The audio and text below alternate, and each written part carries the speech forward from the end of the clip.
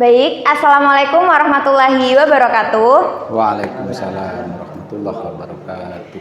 Selamat pagi semuanya. Welcome to Bina KUA, Bincang Nikah Anak dan KUA di kantor Kecamatan KUA Tamanan Bondowoso. Di sini bersama saya Fadlatul Kamala dan teman-teman PKL dari UINHAS Jember dan juga PKL dari Attaqwa Bondowoso.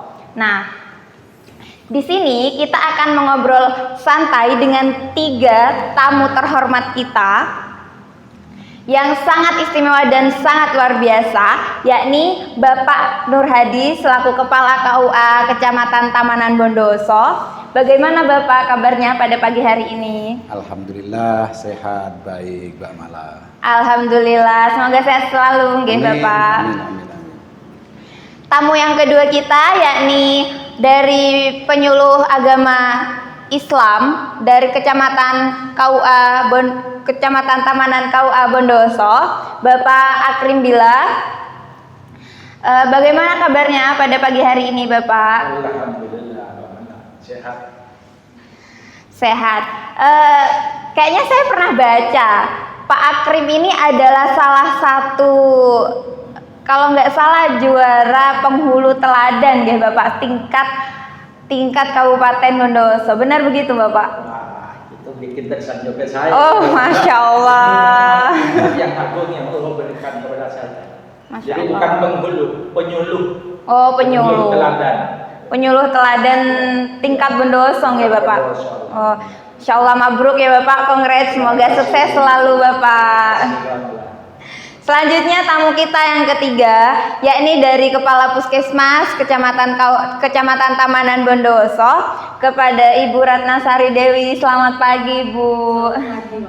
Bagaimana kabarnya Ibu? Alhamdulillah sehat. Selanjutnya yakni dari Ibu Dr. Ketut Ratnawati nggih. Bagaimana kabarnya pagi hari ini Ibu? Alhamdulillah sehat. Masya Allah. Oke. Pada podcast pertama ini kita akan mengangkat dan membahas isu-isu yang sedang booming di era masyarakat dan juga era anak-anak Gen Z sekarang Bapak Ibu. Nah, seperti yang saya diskusikan sama teman-teman di sini, itu sekarang lagi marak tentang isu-isu MBA. MBA itu yakni married by accident. Nah, yang mana itu berartikan nikah karena sebuah kecelakaan, sesuatu kecelakaan yang terjadi pada itu pasangan begitu. Nah, dimulai dari saya ingin menanyakan kepada Kepala KUA Kecamatan Tamanan, kalau kita belak-belakan nih Pak, bahas tentang isu MBA itu. Sebenarnya di KUA ini lagi marak gak sih Pak, atau tren gak sih di khususnya Kecamatan Tamanan ini nggih? Banyak gak orang-orang masyarakat sini yang mendaftarkan diri, tapi itu karena kondisi-kondisi tertentu seperti MBA tadi yang saya bilang tadi itu. Bagaimana Bapak? Oke, terima kasih Mbak Mala atas waktunya ya. Nah, berbicara masalah pernikahan yang disebabkan karena faktor kecelakaan, faktor sesuatu yang tidak diinginkan, bahasa komplitnya itu adalah MBA seperti yang disampaikan Mbak Mala barusan. Ya. Sebetulnya yang pertama yang bisa saya sampaikan di sini itu MBA ada keterkaitan dengan sebuah westernisasi yang masuk kepada kita yang tanpa melalui di filter terlebih dahulu. Nah, biasanya kalau hal-hal yang semacam itu, pergaulan-pergaulan yang bebas ataupun mileunya yang memang mendukung untuk pergaulan bebas, itu biasanya kebanyakan sih terjadi di kota-kota yang sangat besar, ya, yang seperti itu. Nah, untuk di sini sendiri, untuk di KUA Kecamatan Tamanan, sekupnya itu adalah sangat kecil. Bondowosonya pun juga masih tergolong ke Bondowoso yang masih kecil ya di sini tentunya, lebih-lebih di KUA Tamanan di sini. Maka MBA di situ tidak terjadi yang terjadi di KUA Kecamatan Tamanan di sini tidak terlalu signifikan Mbak Mala. Artinya yang melakukan pendaftaran nikah di KUA itu adalah sesuatu yang memang didasari yang pertama karena memang sama-sama saling sudah suka, sama-sama mencintai, janji-janji suci selama bertunangan sehingga dilanjutkan di peminangan duduk berdua untuk melaksanakan akad nikah. Itu yang sering terjadi di sini. Artinya pernikahan yang memang terjadi yang disebabkan karena faktor kecelakaan atau MBE bahasanya Mbak Mala tadi itu untuk di Kecamatan Tamanan di sini masih bisa dikatakan ya minim ya. Sekian 0% lah mungkin begitu, sehingga saya baca tidak terlalu signifikan di Kecamatan Tamanan di sini Mbak Mala. Tuh. Berarti di sini ya bisa digolong aman Mas ya Bapak, dalam kategori aman gitu ya. Aman, dari hal-hal MBA atau pergaulan bebas tadi yang saya sebutkan betul, masih aman. Ya, betul. Kalau dilihat dari sudut pandang jenengan sebagai kepala KUA,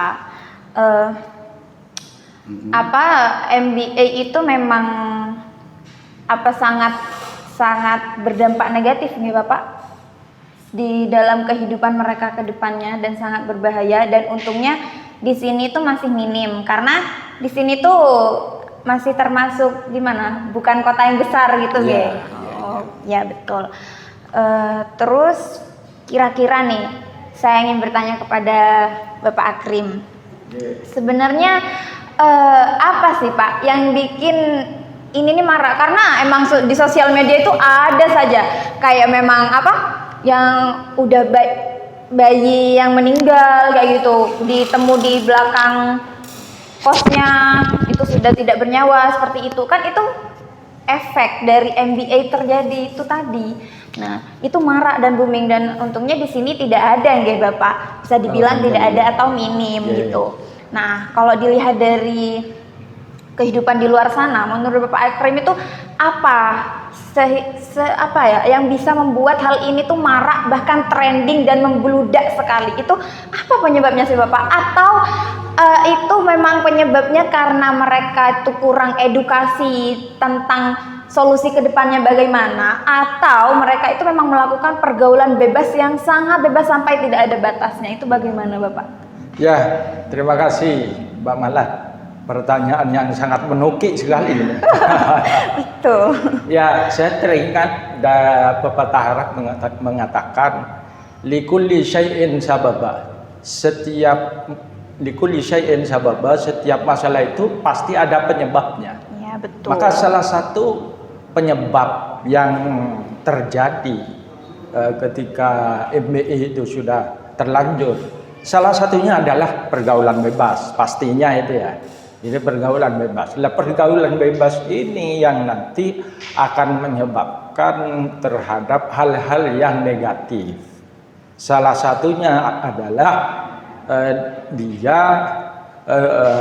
dia akan melakukan hal-hal yang keluar syariat Islam. Ya, betul. Seperti contoh minum alkohol gitu ya. Dia ketika bergaul dengan lawan jenis, kadang dalam tanda kutip ini ya, namanya kalau kucing melihat ikan, Mbak Mala, kucing melihat ikan itu salbukannya itu sangat kuat sekali ya. Ya, betul. Maka salah satu indikator yang menyebabkan MBA itu tadi itu pergaulan bebas dan pergaulan lawan jenis tadi itu, yang dalam tanda kutip akan melahirkan MBA tadi itu. Makanya ketika pemuda-pemudi kita itu bergaul dengan yang tidak sesuai syariah, maka dampak negatifnya itu sangat besar sekali.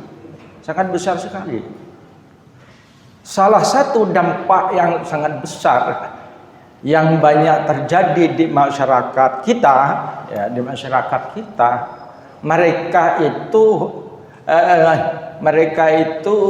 akan mengalami depresi atau mengalami mungkin.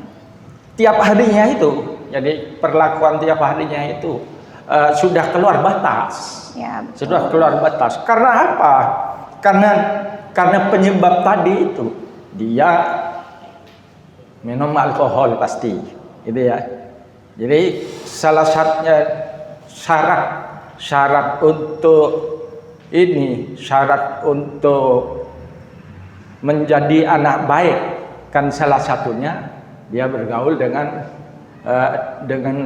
sesama jenis yang baik gitu ya. Sesama jenis yang baik. Lingkungan yang sehat. Lingkungan yang ya. sehat, betul. Terus edukasi dari orang tua, perhatian terhadap orang tua itu penting. Ketika hal tersebut tidak ada perhatian terhadap anak, orang tua terhadap anak, nah ini yang menyebabkan terjadi pergaulan bebas. Yang pergaulan bebas itu akan menyebabkan MBA tadi itu. Begitu, Mbak Mala. Berarti ya memang sangat berpengaruh ya Pak, pengaruh lingkungan, pengaruh orang tua, cara mendidik anak, terus cara dia bergaul dengan temannya seperti apa, itu memang sangat mempengaruhi.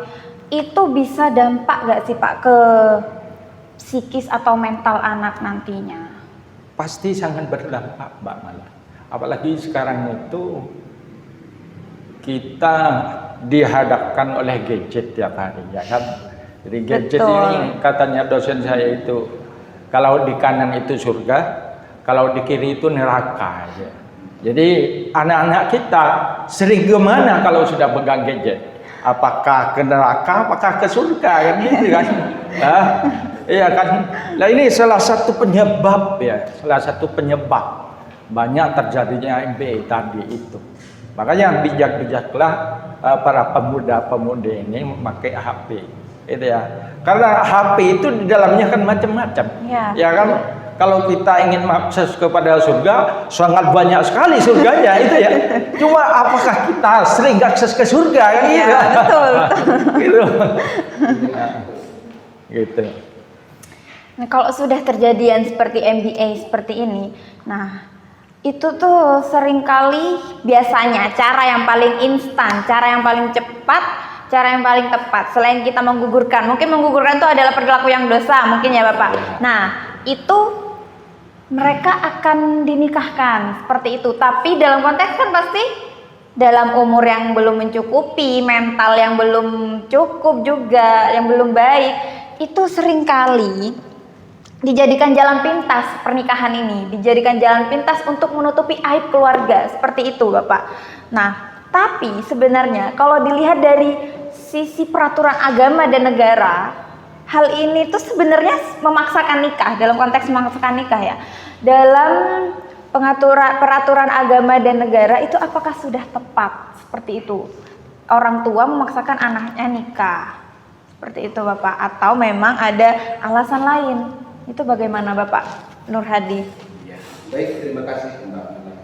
Memang seringkali saya itu mendengarkan di saat berbicara persoalan pernikahan yang dasarnya itu adalah keterpaksaan karena kecelakaan. Ya. Pasti secara umum publik mengatakan itu pernikahannya hanya sebatas untuk menutupi aib saja. Mungkin begitu. Itu sering tidak bisa kita pungkiri, banyak asumsi masyarakat itu begitu. Walaupun di dalam Islam yang namanya menutup aib itu memang wajib, memang harus. Baik itu terhadap aib kita sendiri, aib keluarga kita sendiri, termasuk aib orang lain. Kita itu dilarang untuk membeberkan atau kita itu mengekspos aib yang dimiliki oleh orang lain. Akan tetapi dalam persoalan pernikahan yang disebabkan karena faktor MBA ini, maka saya itu mengkategorikan dua hal yang bisa kita lakukan, yang bisa kita benarkan, atau yang satunya yang kita salahkan. Artinya, andai oke lah sekarang anggap saja asumsi masyarakat itu sebagai menutupi aib. Ya. Menutupi aib dalam pandangan Islam itu memang dianjurkan, dan secara hukum dan juga saya menyampaikan secara apapun juga menyampaikan bahwa asalkan mereka itu betul-betul ada rasa penyesalan. Yang pertama ada rasa penyesalan. Ada rasa penyesalan sehingga mau melakukan taubatan nasuha, Dan setelah itu betul-betul memiliki sebuah ikatan janji suci, janji-janji yang indah dengan calon istrinya, akan betul-betul menjadi imam yang baik, menuntut istrinya menjadi istri yang solehah dan bertanggung jawab atas kebutuhan kesejahteraan anak dan juga istri. Nah, jika menutupi aib, esensi masyarakat menutupi aib pernikahan yang semacam itu, maka itu juga dibenarkan, bahkan itu akan menjadi nilai sebuah ibadah. Apabila sebaliknya yang terjadi, asumsi masyarakat memang mengasumsikan itu adalah menutupi aib, dan kenyataannya memang iya. Dan setelah diketahui ternyata memang sama sekali tidak memiliki sebuah tanggung jawab dan etikat yang baik terhadap keluarganya, kepada istrinya. Ini hanya sebatas menutupi aib ya dia. Saya bukan menikah sungguhan. Tidak ada perjanjian di awal, tidak akan ada semacam tanggung jawab antara sebagai suami dan juga sebagai istri, dan juga dia pun juga tidak ada komitmen, tidak ada etikat betul-betul taubat dengan atas kesalahan yang telah dilakukan. Andai memang dia telah melakukan sesuatu yang tidak diinginkan, melanggar syar'i, melanggar syariat, ambil duluan dan seperti itu. Andai dia tidak mau melakukan taubat, maka dan juga tidak ada niatan yang baik untuk membangun sebuah rumah tangga yang baik, pada ujung-ujungnya nanti keluarga itu akan terbengkalai. Istrinya akan dilantarkan, anaknya pun juga akan dilantarkan. Sehingga kalau memang sudah di awal itu memang sudah kita baca yang semacam itu, maka agama pun juga menilai itu haram untuk dilaksanakan. Sehingga dalam posisi yang seperti ini, baik buruknya apakah pernikahan itu akan dijadikan sebuah ibadah, atau apa kata tadi Ustaz Akrimillah ya, akan dibawa ke neraka, itu tergantung kepada niat kita itu sendiri. Sehingga kita itu harus di awal betul-betul menentukan niat yang positif di saat kita itu mau melanjutkan proses pernikahan, walaupun aksesnya atau walaupun faktornya itu adalah dari MBA. Kalau persoalan awal apakah diterima atau tidak, pasti diterima selama memenuhi persyaratan sesuai dengan peraturan perundang-undangan yang berlaku, seperti Undang-Undang Nomor 1 Tahun 74, seperti Undang-Undang Nomor 16 Tahun 2019, dan juga di KHI itu juga disebutkan terkait tentang pernikahan yang sudah terjadi kecelakaan. Pasal 53 Konvensi itu juga di sana itu sudah menjelaskan dan menerima selama persyaratan itu sudah lengkap, maka kalau tidak bisa menjustis atau tidak mengadili, ini tidak bisa, tapi penyelesaian KWA itu adalah bentuk penyelesaian dengan pernikahan untuk menciptakan keluarga yang sakinah. Iya betul, Masya Allah sekali Bapak. Ya jadi kita memang kalau memang terjadi MBA itu memang harus ada dari si pelaku dan korbannya, memang harus taubat ya Bapak, harus taubat baru bisa, biar supaya ya setidaknya mereka bisa membangun keluarga sakinah mawaddah warahmah, begitu kan Ibu? Baik, ini juga terkait pergaulan bebas lagi Bapak. Ini kalau Mas di sini di Gen Z, para kalangan Gen Z itu sekarang marak pergaulan bebas, mereka itu sebenarnya sudah kepikiran apa enggak ya Bapak, masalah mental menjadi orang tua itu seperti apa, terus masalah tanggung jawab yang harus mereka emban itu seperti apa, itu kan masalah yang saya aja gak mampu buat mikir sekarang gitu loh Pak. Atau mereka itu memang hanya menakdirkan bahwasanya ya udahlah yang penting sah, kita nikah selesai, ayo seperti yang dikatakan pada Pak Nur Hadi tadi, bisa jadi kan itu satu bentuk terbengkalaian. Itu bagaimana cara kita menanggulangi itu seperti itu? Mengantisipasi. Sebetulnya kemarin ketika Binwin itu saya sudah menyampaikan kepada para peserta itu, KUA itu membolehkan kawin ketika jenengan sudah umur 19. Karena apa? Umur 19 itu sudah dianggap matang. Ya, betul. Sudah dianggap matang dari 5 aspek. Kalau kita belajar maqasid syariah itu ada 5 aspek yang harus dipelajari. Hifdzuddin secara agama. Secara agama itu umur 19 sudah banyak mengenyam ilmu pendidikan agama ya. Jadi secara agama dia sudah paham betul, bukan paham betul, sudah mengetahui lah rambu-rambunya. Ya, itu. Setelah itu ada hifdzul akal. Secara akal dia insya Allah sudah matang umur 19. 19 itu dia sudah bisa berpikir baik dan buruknya kelakuan kita. Dia sudah bisa memberikan planning ke depan bagaimana hidup saya, ya kan? Hifdzul akal. Ada hifdzul nasl. Ada hifdzul nasl. Ketika anak itu kawin, contoh di bawahnya umur 19 tahun, secara mungkin Bu Kapus nanti akan menjelaskan apakah umur 15-14 tahun itu kawin rahimnya kuat ya. Kalau secara maqasid syariah, secara hifdzun nasl dia masih belum pas untuk melangsungkan perkawinan. Kenapa? Umur 15 tahun atau 14 tahun perkiraan SMP, jadi perkiraan SMP, dia akan hamil. Bisakah dia akan menanggung janin yang ada di dalam itu? Sementara pikirannya masih bermain. Iya, betul. Jadi mereka otaknya masih otak bermain. Main-main, iya. Dia masih senang lihat film drakor kan gitu. Iya, dia kan masih betul. senang-senangnya bercengkrama dengan teman-temannya. Apakah di situ kuat untuk menahan beban sosial? Ya, maka maqasid syariah berbicara itu. Maka harus mantapkan dulu secara hifdzun nasl. Ya, betul. Baru ketika dia sudah matang, maka beralih kepada yang keempat, hifdzul mal. Secara materi siap enggak dia nanti akan memberikan nafkah zahir batin. Kalau batin tidak usah diajari, saya kira. Ya, pasti. Ya, tapi secara zahir, ya kan? Secara zahir dia akan memberikan makan kepada istrinya 3 kali sehari atau 2 kali sehari. Mampu anda dia. Mun beraing hari aki nyarbu kaki bisa gitu kan. Kalau nafkah batinnya mungkin sudah dilakukan di awal. Oh, sudah paham ya. Iya, betul. Iya, kan karena sudah ada MBA. Sudah ada hasil. Iya. Jadi sudah paham betul kalau secara batin. Nah, Ya. ini secara zahirnya Ya, zahir, yang luar. betul.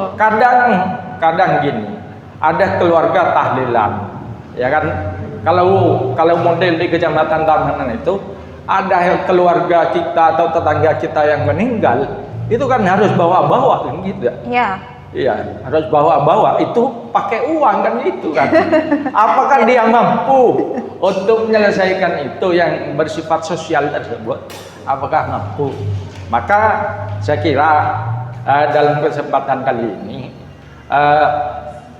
pemuda-pemudi yang masih belum sampai umur 19 tahun, ya ditahan dulu agar apa? Agar sempurna 5 aspek ini. Iya, betul. Secara hifdzuddin, hifdzul akal, hifdzun nasl, ya. Jadi hifdzul mal, yang terakhir adalah hifdzun nafas secara psikologi. Jadi secara psikologi dia akan menahan beban yang berat. Ya, betul. Abot itu ya. Jadi beban kanan kiri dia akan pikul kan gitu ya. Ya. Lah kalau dia mampu, why not? Kenapa tidak? Ya. Kalau dia mampu, apakah mampu menahan beban 5 poin tersebut ya? Yang secara spesifik di dalam maqasid syariah itu membahas terkait itu. Maka lagi-lagi saya katakan kepada para pemuda dan pemudi itu, maka tidak ada asap kalau tidak ada api, ya. Tidak ada asap kalau tidak ada api. Ya. Jauh sebelumnya Allah Subhanahu wa taala berfirman di dalam ayat Al-Qur'an itu, la taqrabuz zina. Ya. Jangan kamu dekati zina. Lah, ayat zina itu bukan maksud kelakuan zinanya. Yang mendekati kepada zina itu apa yang mendekati kepada zina? Kan banyak itu ya. Banyak betul. macam-macamnya. bisa chat gitu ya. Kalau bahasa sekarang adarus itu sampai 24 jam. Lah itu yang salah satu indikator yang mendekati kepada MBA itu ya. Maka itu sebenarnya Al-Qur'an sudah menegaskan pakai la nahiyah. La yang berbentuk larangan gitu ya. La taqrabuz zina, jangan kamu dekati zina. Ya, fa innahu fahisyatu wa sa'a sabila. Maka ketika kamu mendekati yang masuk ke zina itu, itu kelakuan yang paling jelek. Itu ya. Jadi kelakuan yang paling jelek itu. Al-Qur'an itu sudah menjelaskan 1447 silam yang tahun silam yang lalu itu ya. Jadi ketika seorang pemuda-pemudi mengabaikan perintah Tuhannya, ya kemungkinan besar dalam tanda kutip dia akan banyak melahirkan kasus MBA tadi itu ya. Betul. MBA tadi. Mungkin begitu Mbak Malah. Baik, terima kasih Bapak. Barusan Bapak mengungkit sedikit tentang sisi psikologis dan sisi kekuatan rahim pada perempuan jika itu masih belum cukup usianya. Nah, saya ingin bertanya kepada Dr. Ratna Sari Dewi dan Dr. Ketut. Bu Ketut. Ya. Saya ingin bertanya ini, apakah betul Bu? Apakah memang berdampak sebegitu bahayanya kepada janin dan juga calon ibu, jika perempuan itu belum cukup umur, tapi dia sudah hamil karena yaitu terjadi MBA tadi dari sisi psikologis atau maupun fisik. Terima kasih Mbak Mala. Ya. Gini, untuk remaja yang masih belum cukup umur memang akan memberikan dampak terutama kepada calon ibu, terutama psikologis mungkin sudah banyak dijelaskan sama bapak-bapak ini ya. Pak KUA dan Pak ini tentang biasanya kalau seorang ibu dia masih anak-anak belum cukup umur, karena umur yang disarankan memang untuk rahim itu sudah bisa dibuahi itu sekitar umur 20 sampai 35 tahun. Tuh. Jadi betul kalau seandainya di atas 19 itu baru bisa dibuahi. Karena panggul seorang wanita alat reproduksinya itu kalau memang belum siap dia akan memberikan dampak baik secara psikologis maupun secara fisik di seorang calon ibu ini. Kalau dia masih belum cukup umur, contoh kadang-kadang ada yang belum menstruasi ya, atau masih baru menstruasi, ternyata sudah MBA. Nah, otomatis rahim seorang anak ini kan masih kecil, masih belum bisa dibuahi. Jadi ketika dia harus menanggung janin, otomatis kan sempit ya Mbak ya. Iya. Jadi kan masih sempit. Sedangkan seorang janin ini kan butuh nutrisi, butuh oksigen untuk berkembang. Nah, jelasnya ketika psikologis anak ketika dia MBA, dia kan pasti cemas. Nah, pertama dia cemas. Ketika cemas dia kurang tidur, karena kan gelisah, otomatis tidak enak makan. Gimana kan gitu pasti. Kan gimana? Karena dia MBA.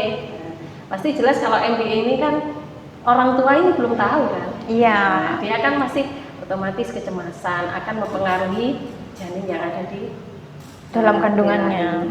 Terus dia kecemasan, terus apalagi ya tadi ketika dia harus terpaksa menikah, belum cukup secara finansial, apalagi ini kan anak akan melahirkan anak. Iya. Gitu.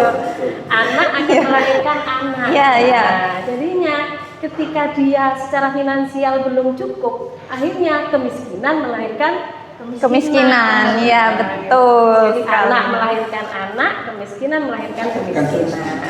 Ketika seorang suami ini memang belum secara finansial belum cukup, apa nutrisi yang akan gizi yang akan diberikan kepada calon ibu dan anaknya. Nah, sedangkan untuk membentuk, mungkin kadang-kadang kita berpikir untuk membentuk hanya ya berbuat seperti itu, kita ada anak, kita lahir ya sudah.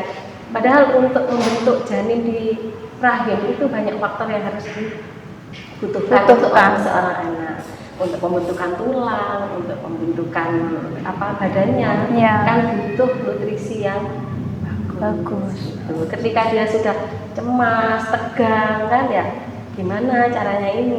Apalagi kalau ada terbesit kepikiran karena masih kecil harus digugurkan. Nah, akhirnya melakukan hal-hal yang tidak sesuai dengan syariat agama ya betul. Nah, terus tapi kalau seandainya dia sudah siap secara fisik maupun psikologisnya, berarti kan dia harus menyiapkan, oh anak saya ini harus seperti ini. Seorang calon ibu, oh saya harus minum tablet tambah darah mungkin ya, terus atau vitamin yang mengandung DHA untuk menguatkan supaya anak kita ini kualitasnya semakin bagus gitu. Kalau tadi sempat disinggung adanya karena kurang vitamin atau kurang apakah janin itu bisa, mohon maaf ya Bu, cacat atau bagaimana, atau kurang gizi nanti dampaknya pada janin itu bagaimana, itu gimana ya Bu? Bisa, apalagi kalau sampai ada kegiatan untuk melakukan hal-hal yang tidak diinginkan. Otomatis ketika dia melakukan hal-hal seperti itu, ternyata dia masih tetap di kandungannya. Ya. Otomatis kan ada bagian-bagian mungkin yang sudah keluar gitu.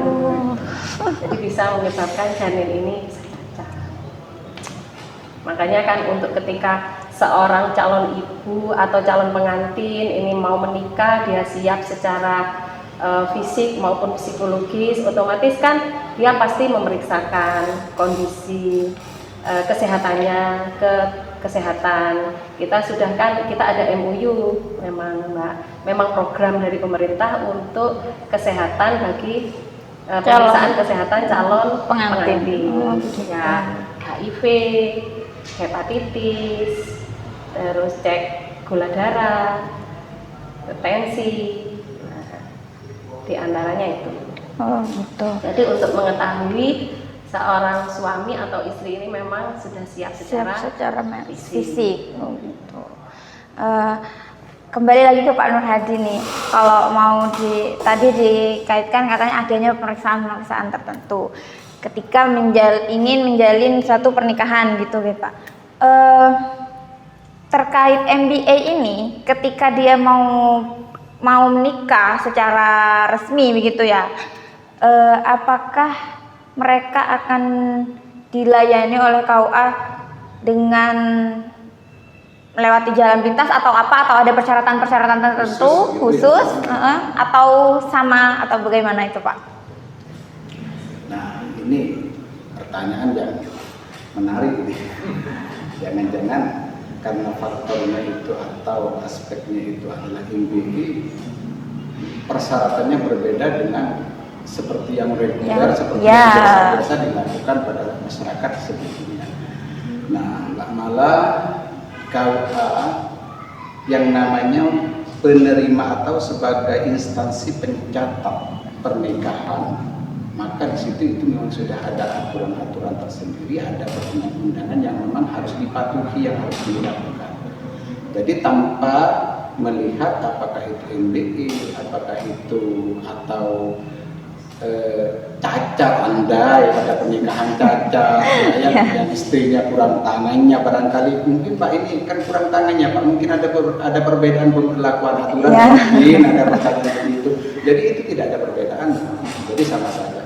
Entah itu pakai apa, karena sudah MBA, sudah terlanjur MBA seperti itu, atau perkawinan seperti hal-hal yang saya jelaskan tadi seperti biasa yang masyarakat daftarkan ke KUA, ya maka persyaratannya ya sama saja. Kapan persyaratannya itu sesuai dengan apa yang telah diundangkan atau sesuai dengan peraturan perundang-undangan nomor 1 tahun 2004 di masalah perkawinan di situ, dan juga nomor 16 di tahun 2019 di situ memang sudah dijelaskan hal-hal terkait tentang perkawinan atau pernikahan itu dan syarat-syarat yang harus dilengkapi itu memang sudah ada.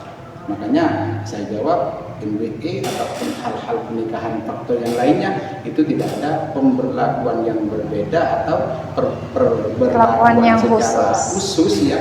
Jadi tidak akan, tapi yang terpenting memenuhi persyaratan sesuai dengan undang-undangan, maka KUA berhak melakukan pencatatan pernikahan tersebut. Baik, berarti tidak ada ya Bapak, semuanya sama rata gitu. Kalau kan dari tadi kita menyinggung tentang MBA yang mana itu tidak diinginkan atau paksaan gitu ya Bapak. Nah, otomatis kalau orang itu MBA datang ke KUA, otomatis dia dalam keadaan hamil, begitu kan Bapak? Nah, apakah dari KUA itu sebelum mengadakannya akad, prosedur akad, apakah ada bimbingan atau edukasi secara khusus kepada calon pengantin atau yang MBA ini supaya dia lebih sadar bahwasanya jadi orang tua itu nggak gampang seperti itu, tapi juga jangan ditakuti juga pernikahan seperti itu atau ya sudah akad langsung akad begitu, bagaimana Bapak? Nah, ini sebetulnya menguntungkan bagi kita ya, Ustaz dan juga guru kampusnya semuanya ini menguntungkan dengan adanya puskesmas seperti ini. Paling tidak masyarakat itu secara menyeluruh bisa betul-betul mengetahui tentang apa proses sebelum kita melakukan pernikahan. Ya. Sesuai dengan pertanyaannya Mbak Mala, ini saya patut berterima kasih kepada Mbak Mala yang menanyakan ini. Jadi terkait tentang pembinaan atau bimbingan perkawinan sebelum dilaksanakan akad nikah, ini pun juga sama seperti tadi, tidak terjadi atau tidak ada perbedaan atau pemberlakuan khusus, apakah itu kepada jatim yang daftar seperti biasa-biasa yang dilakukan masyarakat yang lain, atau yang mendaftar jatim itu datangnya karena faktor MBA tadi. Jadi itu semuanya, malah sekarang semua jatim itu wajib, jadi ingat ya, jadi wajib melakukan atau mengikuti bimbingan calon pengantin di KUA sebelum dia itu melaksanakan akad. Berarti tanpa terkecuali semuanya wajib mengikuti bimbingan perkawinan, Ge? Wajib tanpa terkecuali. Jadi seperti itu. Dalam rangka apa?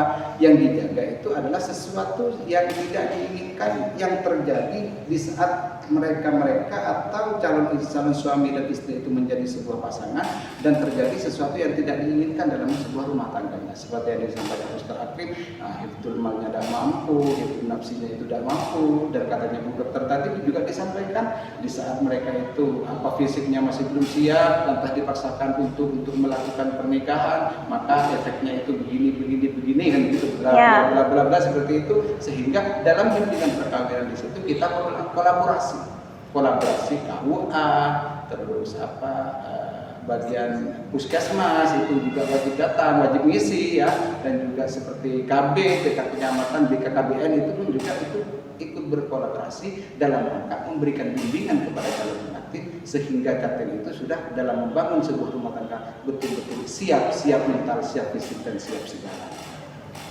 Oh, berarti di bimbingan perkawinan itu bukan cuman sekedar pernikahan dalam rumah tangga seperti ini tuh, seperti ini. Berarti juga dikaitkan dengan puskesmas nanti ini calon bayi jadi seperti ini. Itu ada lengkap ya Pak? Berarti di bimbingan perkawinan itu. Puskesmas biasanya mengisi penyuluhan tentang kesehatan reproduksi. Oh, gitu. Jadi calon pengantin dikasih penyuluhan tentang kesehatan reproduksi. Terus kita ada kelas jatim ya ini. Karena itu masuk Kelas materi calon pengantin di desa. Ya. Kayak gini tuh sebenarnya sudah diterapkan, bimbingan perkawinan ini diterapkan dari semenjak beberapa tahun ini atau memang sudah ada dari sebelumnya atau bagaimana ya Bapak? Karena saya jujur baru dengar bimbingan perkawinan. Oke, Mbak Mala, sudah semester berapa sekarang Mbak Mala? Semester 6. 6 ya? Alhamdulillah. Makanya pertanyaannya juga masuk Persiapan dibimbing. Persiapan. Iya. Banyak sekali soal. Iya, buat bekal Bapak biar tidak tersesat di jalan. Begini Pak Mala, terkait bimbingan atau pembinaan terhadap jatim bagi KUA itu tidak hanya terjadi di tahun ini, di Gen Z ini yang terjadi enggak, akan tetapi dari dulunya KUA itu sudah memang pembinaan terhadap Jatim itu memang sudah selalu dilakukan. Bahkan tidak hanya kepada Jatim, kepada keluarga yang bermasalah pun dengan BP4 itu pernah juga disampaikan atau dilakukan oleh KUA untuk memberikan pembinaan terkait tentang bagaimana dalam menciptakan keluarga yang sakinah mawaddah warahmah, berlanjut kepada keluarga yang maslahat. Itu memang dari dulu. Hanya saja di gen yang terbaru saat ini, Gen Z ini istilahnya itu lebih diupdate lagi, lebih gitu. keren lagi, yaitu dengan bimbingan perkawinan. Apalagi ditambah lagi dengan sekarang apa itu tepuk sakinah. Tepuk sakinah, betul. Begitu. Iya baik. Bimbing nanti melibatkan dari puskesmas. Bergantian kan. Oke, biasanya Kita penting gitu kan. Ya. Oh begitu, menarik ya Bapak.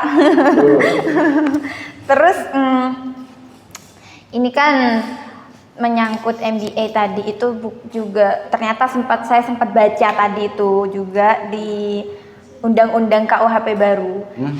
Pada pasal 411 tentang perzinahan dan juga 412 tentang kohibitasi atau kumpul kebo itu Bapak. Nah, sekarang orang yang belum menikah tapi mereka melakukan hubungan seksual itu mereka bisa ditindak pidana seperti itu.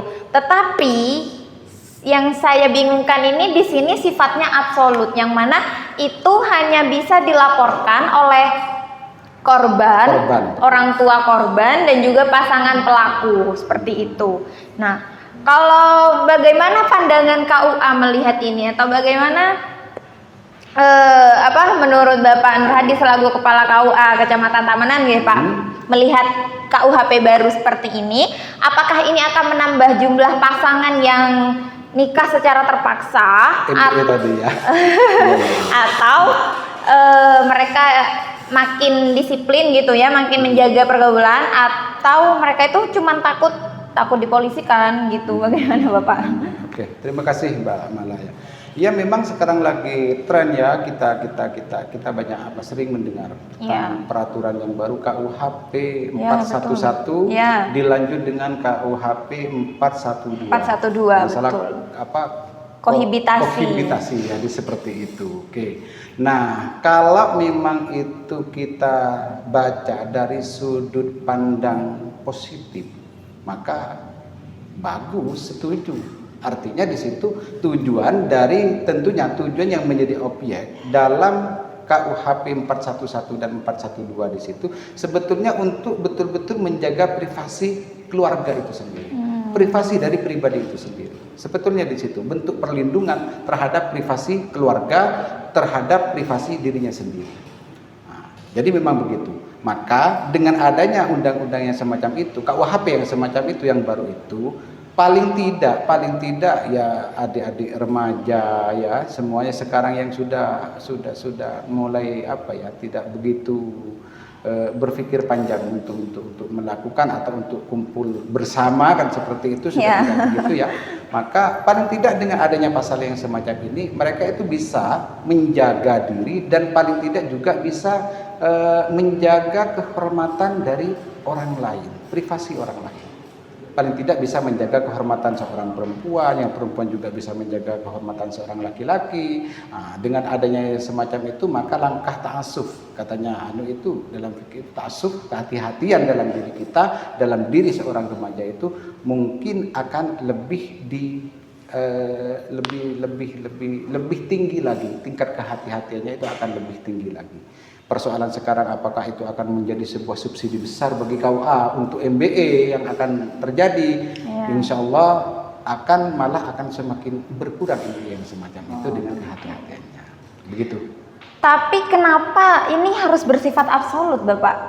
Itu yang saya bertanya. Kenapa harus bersifat absolut? Yang maksudnya harus yang boleh melaporkan itu harus dari keluarga korban, atau dari pasangan pelaku, atau dari korban sendiri? Kenapa nggak dari, kan ya tadi banyak, atau penggerbekan hotel atau apa segala macam itu pun dilarang sekarang gitu, karena ya ini ada KUHP ini. KUHP ini. Gitu. itu kan begini, mungkin jawabnya juga agak sulit di sini ya. Kenapa harus absolut? Kenapa kok tidak diberlakukan secara publik saja? Iya. Orang yang melihat, oh itu bukan pasangannya, oh itu bukan istrinya, atau bukan siapalah begitu ya.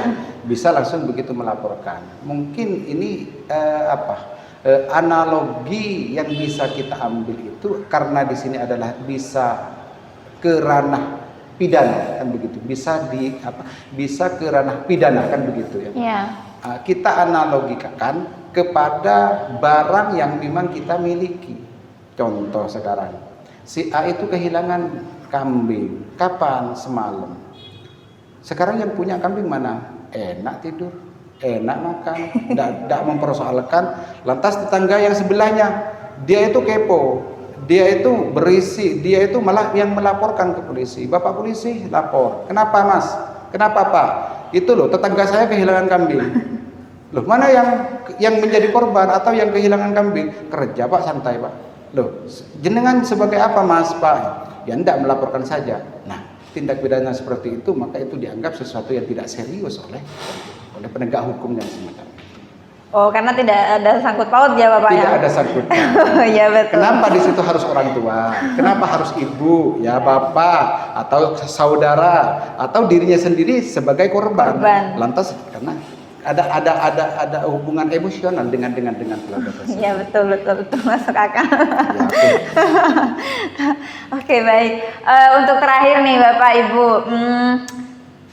saya boleh minta pesan ataupun kesan kepada Bapak dan Ibu sekalian untuk teman-teman Gen Z di luar sana dan saya juga, saya termasuk Gen Z, berikan satu pesan yang jelek yang sangat masuk ke hati para Gen Z itu supaya mereka itu lebih sayang ke masa depan mereka dan tidak memainkan komitmen pernikahan, tidak main-main tentang komitmen pernikahan itu seperti apa gitu. Mungkin bisa dimulai dari Bapak Akrim dulu. Terima kasih Bapak. Ya, MBE itu tidak diperbolehkan. Kalau MBG halal. Nah, hidup itu cuma satu kali ya. Hidup cuma satu kali, maka jaga kandang. Hidup kamu, hidup kita itu jadi bermakna untuk menggapai kesuksesan di masa yang akan datang.